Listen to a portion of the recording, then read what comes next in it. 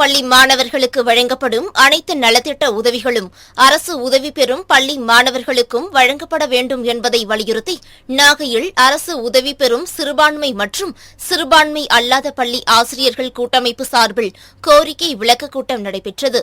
விடுதலை சிறுத்தைகள் கட்சியின் நாகை சட்டமன்ற உறுப்பினர் ஆலுஷா நவாஸ் முன்னிலையில் நடைபெற்ற கோரிக்கை விளக்க கூட்டத்தில் ஆசிரியர்கள் மற்றும் ஆசிரியைகள் கலந்து கொண்டனர். அப்போது பேசிய சட்டமன்ற உறுப்பினர் ஆலுஷா நவாஸ், அரசு உதவி பெறும் சிறுபான்மை மற்றும் சிறுபான்மை அல்லாத பள்ளி ஆசிரியர்கள் கூட்டமைப்பின் கோரிக்கைகளை தமிழக அரசு நிறைவேற்றிட வேண்டும் என்று வலியுறுத்தினார். அரசு பள்ளிகள் விவசாய பெருங்குடி மக்கள், தொழிலாளர்கள், மீனவ பெருங்குடி மக்கள் வாழக்கூடிய பகுதிகளில் இந்த பட்டியலை பார்த்தீங்கன்னா இந்த நாட்டினுடைய 97 விழுக்காடு மக்கள் வாழக்கூடிய பகுதிகளில் அரசு பள்ளிக்கூடங்கள் தொடங்கப்படுவதற்கு முன்பே அந்த மக்களுக்கு கல்வியை கொண்டு சேர்த்த கல்வி நிறுவனங்கள் தான் அரசு உதவி பெறும் கல்வி நிறுவனம். அரசு பள்ளிகள், அரசு உதவி பெறும் பள்ளிகள் என்று ரெண்டையும் பிரிச்சே பார்க்க முடியாது. ரெண்டுமே அரசு பள்ளிகள் தான்.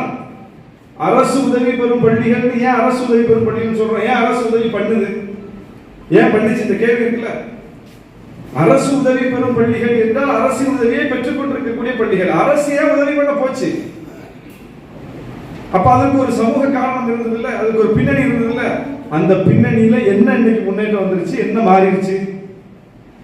எனவே இன்னைக்கு அரசு பள்ளிக்கூடங்களுக்கு என்னென்ன திட்டங்கள் கொடுக்கப்படுகிறதோ அந்த திட்டங்கள் அரசு உதவி பெறும் பள்ளிகளுக்கு கொடுக்கப்படுவதற்கு 1000 நியாயங்கள் இருக்கின்றன. 1000 நியாயங்கள் இருக்கின்றன. இந்த ஆட்சி காலத்தில் எஞ்சிய இந்த 2 ஆண்டுகளில் கட்டாயமாக இந்த கோரிக்கைகள் ஒவ்வொன்றும் நிறைவேற்றப்படும் என்று நான் நம்புகிறேன். நிறைவேற்ற வேண்டும். அதுதான் ஒரு சமூக நீதி அரசுக்கான இலக்கணமாக இருக்க முடியும். தந்தை பெரியார், புரட்சியாளர் அம்பேத்கர் போன்ற மகத்தான தலைவர்கள் கண்ட கனவை நனவாக்கும் ஒரு முயற்சியாக இருக்க முடியும். அந்த தலைவர்களை உள்வாங்கி பயணிக்கக்கூடியவர்கள் எங்களை போன்றவர்கள். எனவே இதில் நீங்கள் சொல்லித்தான் நாங்கள் பேச வேண்டும் என்று இல்லை. எங்கள் தலைவர்கள், நம்முடைய தலைவர்கள் நமக்கு வழிகாட்டி இருக்கிறார்கள். அந்த வழிகாட்டுதலில் இதுவெல்லாம் அடங்கும் என்பதனால் இதற்காகத்தான் நாங்கள் பொது வாழ்க்கைக்கு வந்திருக்கிறோம். எங்கள் பொது வாழ்வே இதற்காக ஒப்படைக்கப்பட்டதுதான் என்று சொல்லி இந்த கோரிக்கை வெல்லும் வரை போராடுவோம் என்று சொல்லி உங்கள் எல்லோருக்கும் நல்ல செய்திகள் விரைவில் கிடைக்கும் என்கிற நம்பிக்கையோடு விடைபெறுகிறேன். திருவாரூர் மாவட்டம் திருநெய்ப்பேர் ஊராட்சியில் ஆண்டியூர் கிராமத்தில் இருந்து சித்தையூர் கிராமம் வழியாக வடபாதி மங்கலம், புள்ளமங்கலம் உள்ளிட்ட கிராம பகுதிகளை இணைக்கும் புதிய பாலம் கட்டுமான பணிக்கான அடிக்கல் நாட்டு விழா நடைபெற்றது.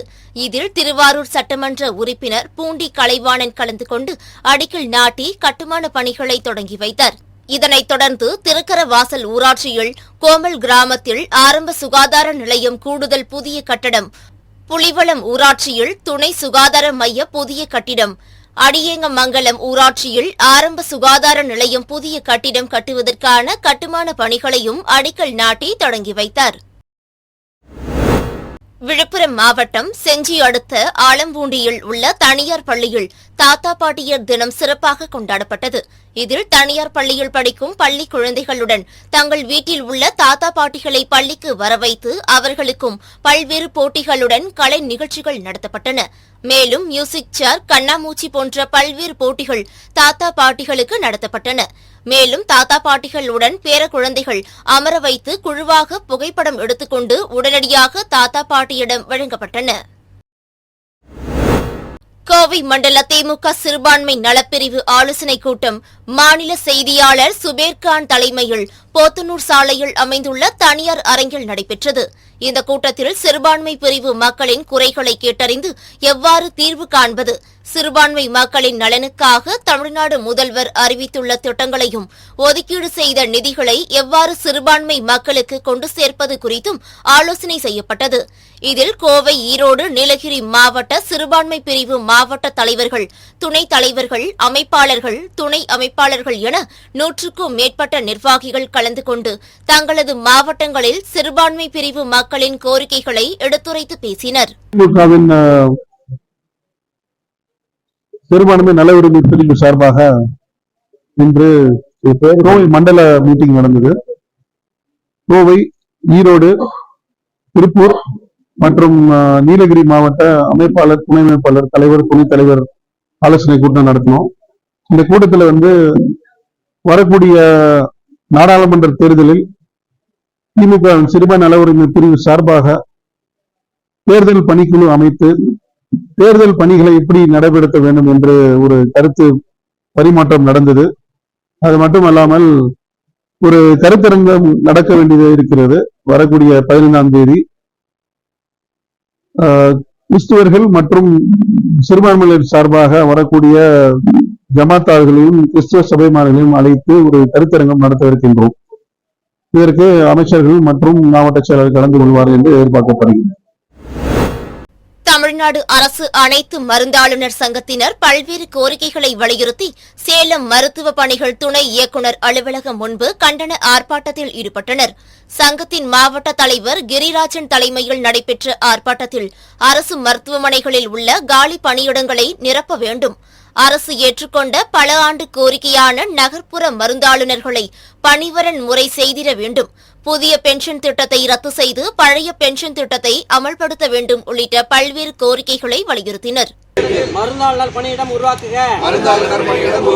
385 வட்டார ஆரம்ப சுகாதார நிலையங்களில் மருந்தக கண்காணிப்பாளர் பணியிடம் உருவாக்கிடு. கொரோனா ஊக்கத்தொகை வழங்கிடுக. வஞ்சிக்காதே வஞ்சிக்காதே பணி செய்யும் மருந்தாளர்களை வஞ்சிக்காதே வஞ்சிக்காதே வழங்கிடுக வழங்கிடுக. கூடுதல் நிதியினை வழங்கிடுக. நிறைவேற்று. விருதுநகர் மாவட்டம் சாத்தூர் அருகே உள்ள மேட்டமலை கிராமத்தில் சிவகாசியைச் சேர்ந்த ஸ்ரீ ஐயப்பா நிறுவனத்தின் சார்பில் கடந்த ஒரு வாரமாக 5 பேர் கொண்ட குழு செல்போன் டவர் பணி செய்து வந்துள்ளனர். இந்த நிலையில் இவர்கள் தங்களது காரில் மேட்டுமலை அருகே சாலையின் ஓரமாக நின்று கொண்டு பணி செய்து கொண்டிருந்தபோது மேட்டுமலையைச் சேர்ந்த மணிகண்டன் ஓட்டி வந்த லோடு வேன் காரின் மீது மோதியது. இதில் அங்கு பணியாற்றிக் கொண்டிருந்த மங்கலம் கிராமத்தைச் சேர்ந்த முத்து என்பவர் பலத்த காயமடைந்து சம்பவ இடத்திலேயே உயிரிழந்தார். மேலும் ராமச்சந்திராபுரத்தைச் சேர்ந்த சுந்தரலிங்கம் என்பவர் லேசான காயமடைந்தார். உடனடியாக அக்கம் பக்கத்தினர் காயமடைந்தவரை மீட்டு சாத்தூர் அரசு மருத்துவமனைக்கு அனுப்பி வைத்தனர். இதுகுறித்து வழக்கு பதிவு செய்த போலீசார் விபத்தை ஏற்படுத்திய மணிகண்டனை கைது செய்து விசாரணை மேற்கொண்டு வருகின்றனர். கிருஷ்ணகிரி மாவட்டம் ஓசூரில் திமுகவின் தேர்தல் அறிக்கை தயாரிக்கும் குழுவின் கருத்து கேட்பு கூட்டம் நடைபெற்றது. இக்கூட்டத்தை தொடர்ந்து செய்தியாளர்களிடம் பேசிய நாடாளுமன்ற உறுப்பினர் கனிமொழி, மாநிலங்களுக்கு நிதி பகிர்வு வழங்குவதில் பிரதமர் மோடி முதலமைச்சராக இருந்தபோது கூறிய கருத்துக்களுக்கு தற்போது எதிரான நிலைப்பாட்டை எடுத்துள்ளார் என்றும், இந்த விவகாரத்தில் மாநில முதலமைச்சர்களே களத்தில் போராட வேண்டிய ஒரு சூழலை ஒன்றிய அரசு தள்ளி உள்ளது என்றும் குற்றம் சாட்டினர்.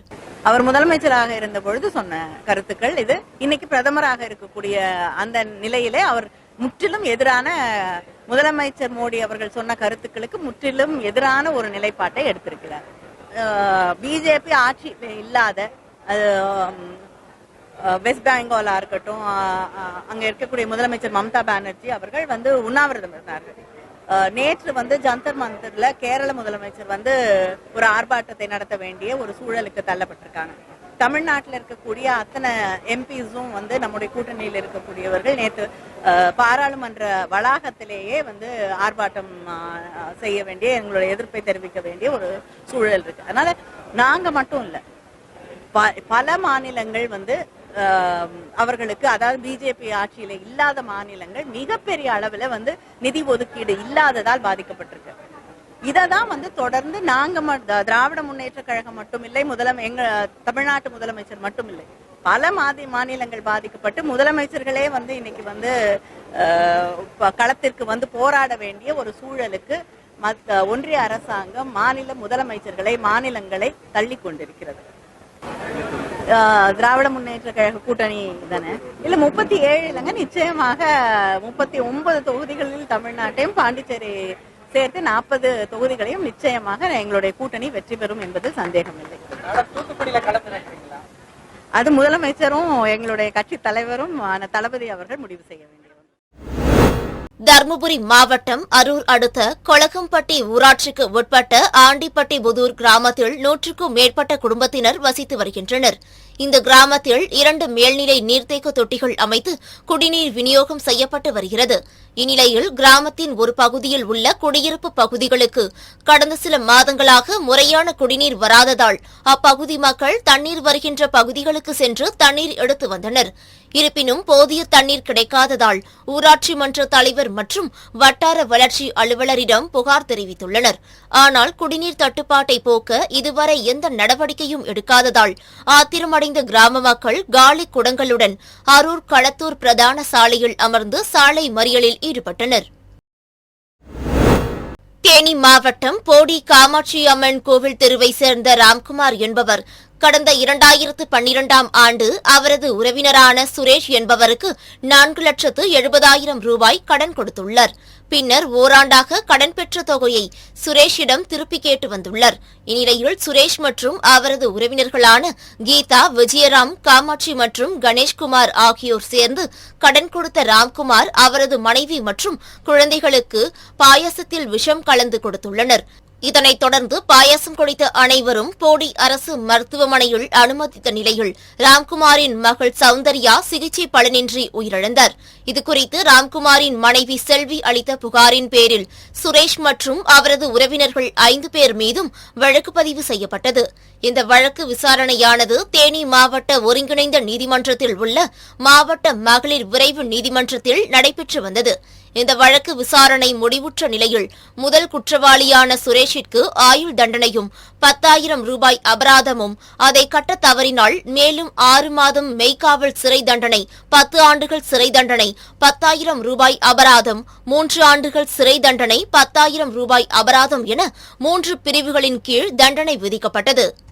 மேலும் விஜயராமிற்கு 10 ஆண்டுகள் சிறை தண்டனையும் 10,000 ரூபாய் அபராதமும், அதை கட்ட தவறினால் மேலும் 6 மாத கால சிறை தண்டனையும் விதித்து மாவட்ட மகளிர் விரைவு நீதிமன்ற நீதிபதி கோபிநாதன் தீர்ப்பு வழங்கியுள்ளார்.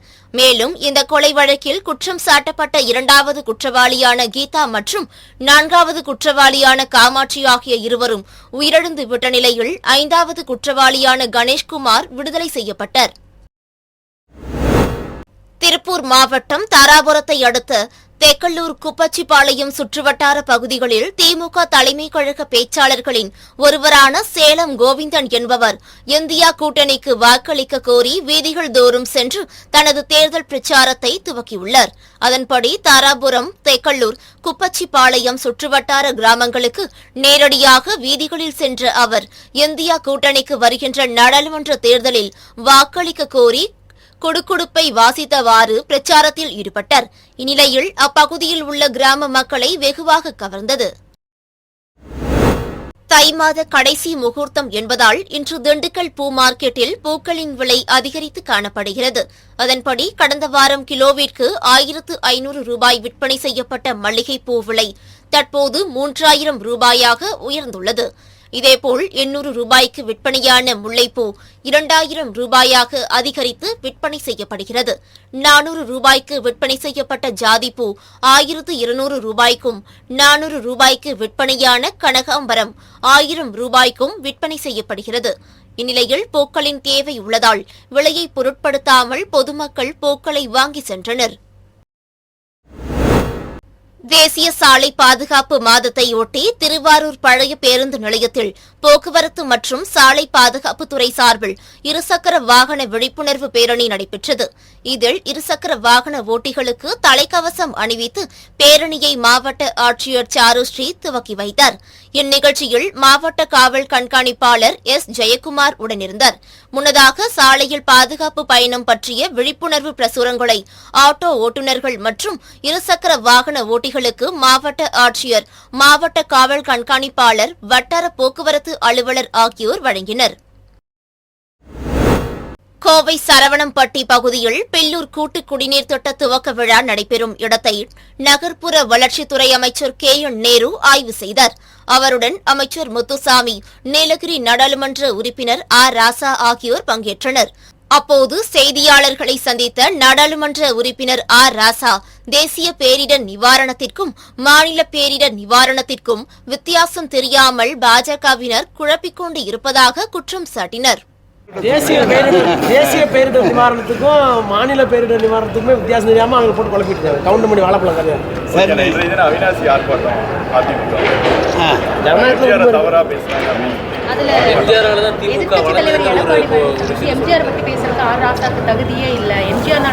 யாராருக்கு எனக்கு என்னென்ன தகுதி அப்படின்னு சொல்றதுக்கு எடப்பாடி யோகிதை இல்லை. ஒன்னே ஒன்று சொல்றேன், பெருசு இருக்கிறதுனால நான் அந்த வார்த்தையை பயன்படுத்துறதுக்கு வேற வார்த்தை பயன்படுத்திக்கலாம்னு ஒரு சஜஷன் கொடுத்தா நான் அவருக்கு திருப்பி கேட்குறேன். உங்கள் கேபினெட்டில் இருந்த ஒரு அமைச்சர் முதலமைச்சரை, கலைஞரை, முதலமைச்சர் குடும்பத்தில் இருக்க எல்லாத்தையும் என்னென்ன பேசி ஹைகோர்ட்டில் 2 கேஸ் இருக்குது. அதுக்கு பிறகு ஒரு பெரிய மாநாடு நடந்தது. அந்த மாநாட்டில் கலைஞர்ச்சிங்கிற பேரில் முதலமைச்சர் குடும்பத்தை கேவலப்படுத்துறீங்க. இதுக்கெல்லாம் அவர் வருத்தம் தெரிவித்துவிட்டு பொதுச்செயலாளர் பதவி ராஜினாமா பண்ணால் நானும் வருத்தம் தெரிவித்து திமுகவோட துணை பொதுச்செயலாளர் ராஜினாமா பண்ணேன். அது தனி கதை, அது தனியாக பேசு. நாமக்கல் மாவட்டம் ராசிபுரம் அடுத்த தனியார் கல்லூரியில் தேசிய பசுமை படை சார்பில் பிளாஸ்டிக் இல்லா தமிழ்நாடு என்ற தலைப்பில் பள்ளி மாணவ மாணவிகளுக்கு சுற்றுச்சூழல் விழிப்புணர்வு போட்டி நடைபெற்றது. இப்போட்டியில் 6 முதல் 8ஆம் வகுப்பு வரை உள்ள மாணவ மாணவிகளுக்கு பேச்சுப் போட்டி, வினாவிடை, கட்டுரை உள்ளிட்ட போட்டிகள் நடத்தப்பட்டு அதில் வெற்றி பெற்றவர்களுக்கு சான்றிதழ்கள் வழங்கப்பட்டது. மேலும் கல்லூரி மாணவ மாணவிகளுக்கு பிளாஸ்டிக் பையை தவிர்ப்போம், மஞ்சை பையை கொண்டு வருவோம் என்ற விழிப்புணர்வு ஏற்படுத்தினர். திருச்சி மாவட்டம் தொட்டியம் அருகே மருதம்பட்டி கிராமத்தில் செயல்பட்டு வரும் மதுபான கடையின் மேற்பார்வையாளர் பெருமாள் வழக்கம் போல் கடையை திறப்பதற்காக வந்தபோது கடையின் பூட்டு உடைக்கப்பட்டிருப்பதைக் கண்டு அதிர்ச்சியடைந்தார். இதனையடுத்து இவர் அளித்த தகவலின் பேரில் போலீசார் சம்பவ இடத்திற்கு வந்து கடையை பார்வையிட்டனர். அப்போது மர்ம நபர்கள் கடையில் இருந்த சிசிடிவி கேமராவை திருப்பி வைத்துவிட்டு 4500 ரூபாய் மற்றும் 2 உயர் ரக மது பாட்டில்களை திருடி சென்றது தெரியவந்தது. இதனைத் தொடர்ந்து திருட்டு சம்பவம் குறித்து போலீசார் வழக்கு பதிவு செய்து விசாரணை மேற்கொண்டு வருகின்றனர். தருமபுரி மாவட்டம் அரூர் அருகே உள்ள போளையம்பள்ளி கிராமத்திலிருந்து 5 தாழ்த்தப்பட்ட வகுப்பை சார்ந்த பெண்கள் மாரப்பநாயக்கன்பட்டி கிராமத்தில் உள்ள உயர் சமூகத்தைச் சேர்ந்த ஒருவரின் விவசாய நிலத்தில் கூலி வேலைக்கு சென்றுள்ளனர். அப்போது தோட்டத்தின் உரிமையாளர் வேலை செய்த பெண்களுக்கு தேங்காய் ஓட்டில் தேநீர் கொடுத்ததாக கூறப்படுகிறது. இதனை கண்ட ஒருவர் தோட்டத்தின் பெண் உரிமையாளரிடம் இதனை கண்டித்து முறையிட்டுள்ளார். மேலும் இதுபோன்ற நடவடிக்கையில் ஈடுபட்டவர்கள் மீது நடவடிக்கை எடுக்க வேண்டும் என கூறி சமூக ஆர்வலர்கள் கம்பைநல்லூர் காவல் நிலையத்தில் புகார் மனு அளித்துள்ளனர். என் பேர் மூர்த்திவேலு. நான் உங்கள் ரோட்டில் வந்து நிற்கும்போது ஒரு லேடி டீயும் டம்ளரும் கொட்டாங்குச்சி 3 எடுத்துன்னு ரோடு வழியாக கிராஸ் பண்ணிவிட்டு அந்த தோட்டத்துக்கு போயிடுச்சு. போய் நிற்கும்போது நான் அந்த வழியாக போகும்போது பார்த்தேன், இது யாருக்கடா கொடுக்குறாங்க அவங்க போய் பார்த்தா தெரியும், தோட்ட வேலை செய்கிறவங்களுக்கு அவங்க கொடுத்துருக்கும்போது ஏமா ஒரு 2 டம்ளர் இல்லையா அப்படின்னு நான் கேட்கும்போது எங்கள் கிட்ட இல்லை, இதுதான் இருந்தது அப்படின்னு அந்த தோட்டத்துக்கார அம்மா சொல்லிச்சு. அதனால் பரவாயில்ல, இந்த மாதிரிலாம் செய்கிறீங்க, அதுக்கு நீ டீ இல்லாத போயிருக்கலாம்ல, அப்போ இதுதான் உங்களுடைய நாகரிகமா அப்படின்னு நான் கேட்டேன். அதுக்கப்புறம் இல்லை நாங்கள் இப்படி தான் கொடுப்போம்னு அந்த பொம்பளையும் சொல்லிடுச்சு. இப்படியெல்லாம் இருந்தால் சமுதாயம் எங்கே போயிட்டுருக்குதுன்னு தெரில. அதனால் இதுக்கான ஒரு முடிவை நீங்கள் எடுத்தே ஆகணும். இனி வருங்காலத்தில் இந்த மாதிரி எதுவுமே நடக்கக்கூடாது. மதுரை மாவட்டம் திருப்பரங்குன்றம் ஊராட்சி ஒன்றியத்திற்குட்பட்ட சாமநத்தம் பெரியார் நகர் ஊராட்சியில் உள்ள அரசு நடுநிலைப் பள்ளியில் ஆண்டு விழா நடைபெற்றது. இதில் வருகை, மதுபெண் மற்றும் பல்வேறு சாதனை புரிந்த சிறந்த மாணவ மாணவிகளுக்கு சமூக ஆர்வலர் லூர்து மேரி நினைவு பரிசு வழங்கினார். மேலும் சுற்றுச்சூழலை மேம்படுத்த மாணவர்களிடம் மஞ்சை பை, மரக்கன்று வழங்கி விழிப்புணர்வு ஏற்படுத்தினர். சென்னை திருவொற்றியூர் தேரடி பகுதியில் வசித்து வருபவர் செல்லம். பெண் சமூக ஆர்வலரான இவர் தெருவில் சுற்றித் திரியும் நாய் ஒன்று மர்மமான முறையில் உயிரிழந்து கிடப்பதைக் கண்டு போலீசாருக்கு தகவல் அளித்தார். மேலும் ஏற்கனவே 2 வாரங்களுக்கு முன்னர் இதேபோன்று சாலையில் 2 செல்லப் பிராணிகள் ஆங்காங்கே மர்மமான முறையில் இறந்து கிடப்பதை அடுத்து அதேபோன்று தற்போது நாய் இறந்துள்ளதால் இதற்கான காரணம் அறிந்து அதனை பிரேத பரிசோதனை செய்ய வேண்டும் என திருவொற்றியூர் காவல் நிலையத்தில் புகார் அளித்தார். புதுச்சேரி அரசின் வேளாண் மற்றும் விவசாயிகள் நலத்துறை சார்பில் வேளாண் விழா எனும் 34வது மலர் காய்கனி கண்காட்சி இன்று தொடங்கி 11ஆம் தேதி வரை நடைபெறுகிறது. இதில் வேளாண்மை, தோட்டக்கலை, அதனை சார்ந்த நிறுவனங்கள் தங்களின் புதிய கண்டுபிடிப்புகள், விதைகள், உயிர் உரங்கள், பயிர் பாதுகாப்பு முறைகள், எந்திரங்கள், புதிய திட்டங்கள், நவீன தொழில்நுட்பங்களை அரங்குகளாக அமைத்து காட்சிப்படுத்தியுள்ளது. மேலும் 50,000க்கும் மேற்பட்ட மலர்கள், காய்கறிகள், செடிகள் காட்சிப்படுத்தப்பட்டுள்ளது. தாவரவியல் பூங்காவில் நடைபெறும் கண்காட்சியை முதலமைச்சர் ரங்கசாமி துவக்கி வைத்தார்.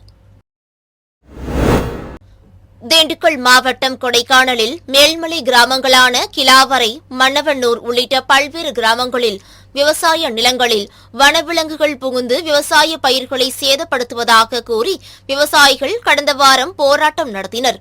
இதனைத் தொடர்ந்து இன்று கொடைக்கானல் வனத்துறை அலுவலகத்தில் அதிகாரிகளுடன் பேச்சுவார்த்தையில் ஈடுபட்டனர். அப்போது பேச்சுவார்த்தைக்கு மாவட்ட வன அலுவலர் வராததை கண்டித்து 50க்கும் மேற்பட்ட விவசாயிகள் தரையில் அமர்ந்து திடீர் போராட்டத்தில் ஈடுபட்டனர். இதனால் வனத்துறை அலுவலகத்தில் சிறிது நேரம் பரபரப்பு ஏற்பட்டது. பின்னர் மாவட்ட வன அலுவலர் பேச்சுவார்த்தைக்கு வந்தபோது சிறிது நேரம் சலசலப்பு ஏற்பட்டது. மேலும் உரிய நடவடிக்கை எடுக்கப்படும் என தெரிவித்ததன் அடிப்படையில் விவசாயிகள் கலைந்து சென்றனர். தூத்துக்குடி திரேஸ்புரம் நாட்டுப்படகு மீன்பிடி துறைமுகத்தில் சனிக்கிழமையான இன்று மீன்களின் வரத்து குறைவாக காணப்பட்டது. இருப்பினும் மீன்களை வாங்க பொதுமக்களின் கூட்டம் அலைமோதியதால் மீன்களுக்கு நல்ல விலை கிடைத்தது. அதன்படி வஞ்சிரம் மீன் கிலோ 1000 ரூபாய்க்கும், விலை மீன் 500 ரூபாய்க்கும், ஊழி மீன் 450 ரூபாய்க்கும், பாறை 400 ரூபாய்க்கும், சூறை, கீழவாளை ஆகிய மீன்கள் கிலோ 200 ரூபாய் வரையும் விற்பனையானது. இதேபோல் நண்டு 1 கிலோ 800 ரூபாய் வரையும், கீரி, மின்சாலை கூடை 1200 ரூபாய் வரையும் விற்பனையானது. திரேஸ்புரம் மீன்பிடி துறைமுக பகுதியிலே மீன்களின் வரத்து மிகவும் குறைந்துள்ளது.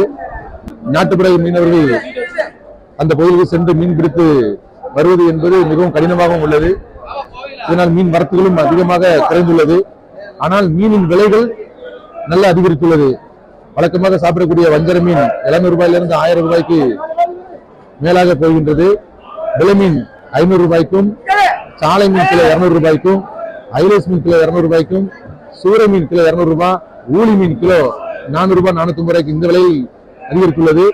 விலைகள் அதிகரிப்பு என்பது மீனவர்களுக்கு மகிழ்ச்சி என்றாலும், ஆனால் மீன்களின் வரத்து குறைவாக உள்ளது, வருத்தமாக உள்ளது. இப்பொழுது கூட கிட்டத்தட்ட ஒரு வாரங்களாக படகுகள் கோயிலுக்கு செல்லாமல் புளியம்பட்டி அந்தோனியார் கோயில் அந்த கோயில் திருவிழாவுக்கு சென்றுவிட்டு தற்போதுதான் சென்று திரும்பியுள்ளது.